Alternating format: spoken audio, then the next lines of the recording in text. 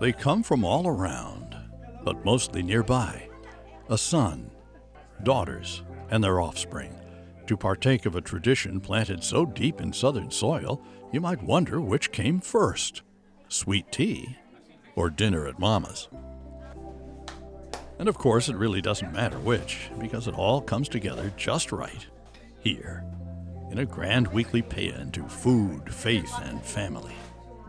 It's become a ritual, these family dinners, almost as much a ritual as family matriarch Eva Haynes' punctuality. Dinner's always at 6. Supper's ready, y'all. Let's get to the table. Give us, Lord, our daily bread. Amen.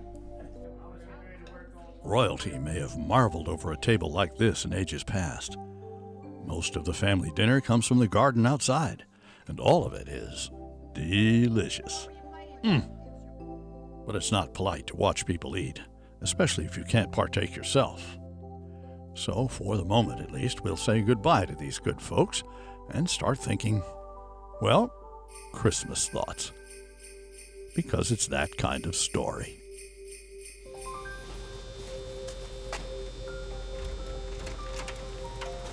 Now it's Monday, dark, almost 6:30 a.m., and time's a-wasting.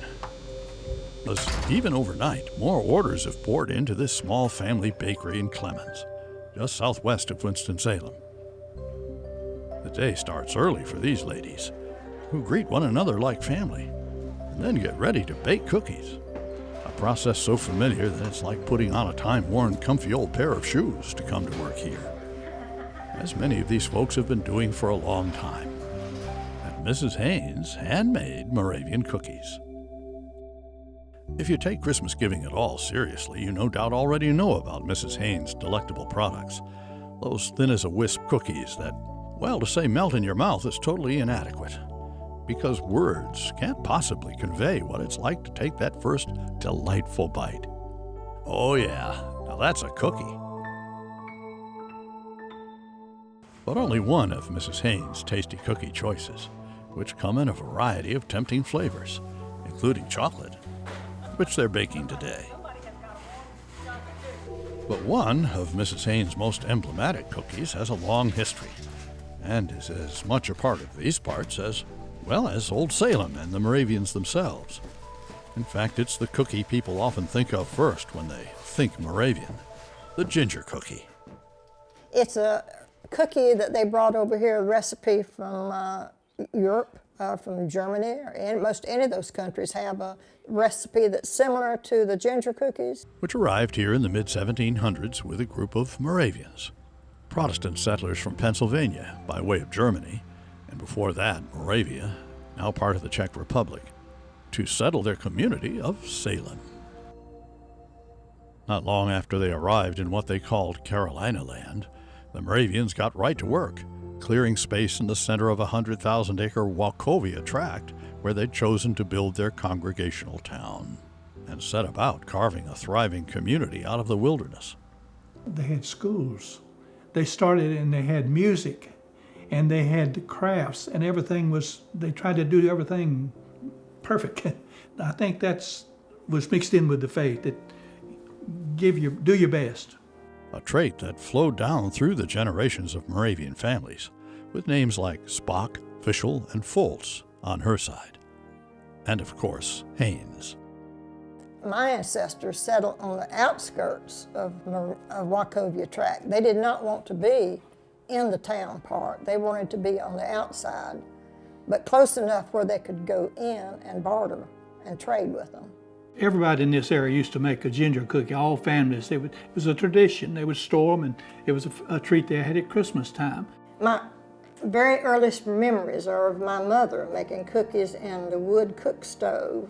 And it was in wintertime, it was cold outside, and so I slid down under the wood stove and sucked my bottle while she made cookies.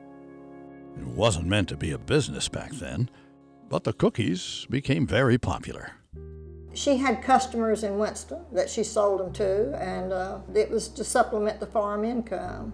And so, with babies to take care of, and a desire to leave the textile mill where she worked, Eva decided to go on to cookie making full-time in the house she shared with husband Travis. And then we got tired of the mess in the kitchen. We built a bakery in the basement. But everything in your house smelled like cookies, and so in about 6 or 8 years, we built our first building at the bakery. Where we're at now, we started out with a 40 by 60 building, 2,400 square feet. We now have about 36,000 square feet. Sure, the business has grown and changed, but the art of cookie making has remained the same. They're still made the way my mother made them, except not in a wood stove, an electric stove now. They're hand rolled, hand cut, hand baked, hand packed. Everything is done by hand. In that one special recipe that nobody else has.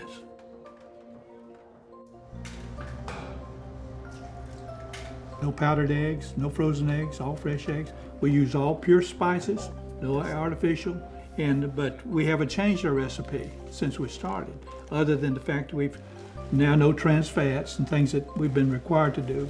But our quality control, each roller has a special little cookie cutter that she uses, and she puts on each pan. It may be a little animal of some kind or a tree or something like that, but that is her signature.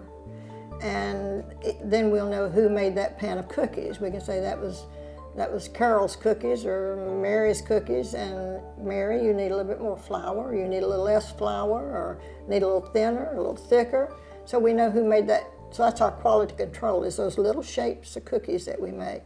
Something you hear businesses claim a lot is the difference their people make. Here at Mrs. Haynes, without a cookie crumb of a doubt, the quality of their people truly is baked right into the product. We've got people been with us 30 years, many over 20 years. Our average time of service with 40 employees is probably between 50, if you average it together, between 15 and 20 years. And that's really and truly, we've got wonderful employees. The best employees in the world, and we work with them. We back there and helping them pack now. I'm sealing up tins, she's packing. And these ladies get out and go out and eat and bye, they tell each other bye, see you tomorrow, It's just it's like a family. It really is. It's a family business, for sure.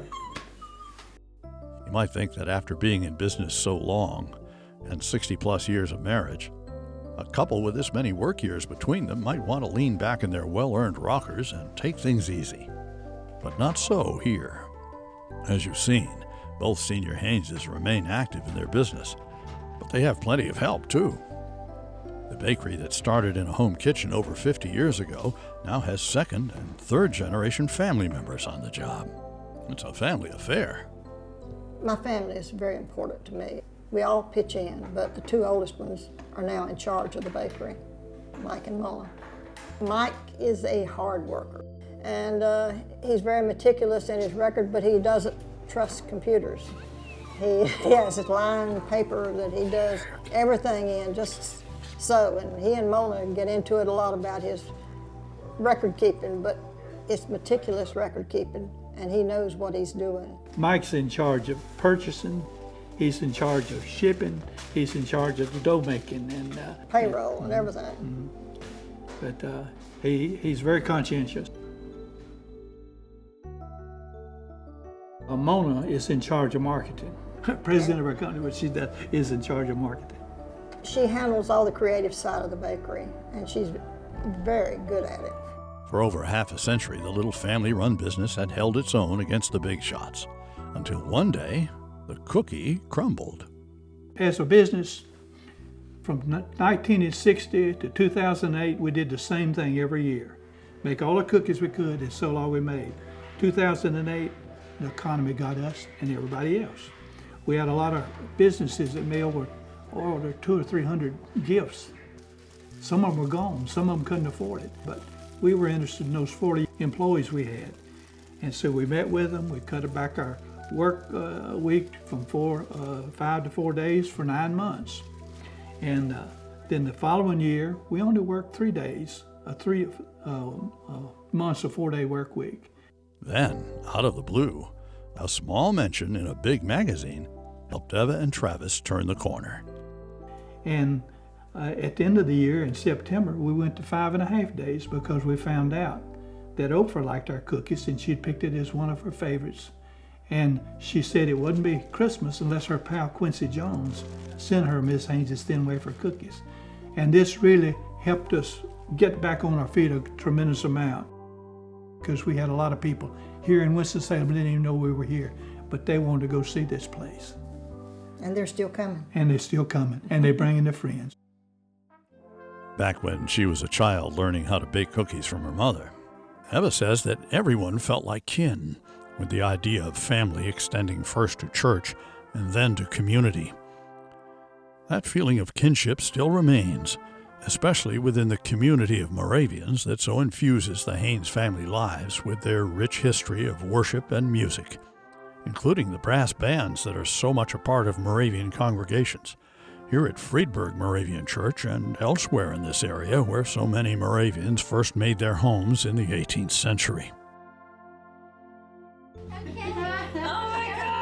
Then there's the Haynes tight family kinship, Mama's dinners, of course, plus the kinship that exists among the employees who still make Mrs. Haynes cookies by hand.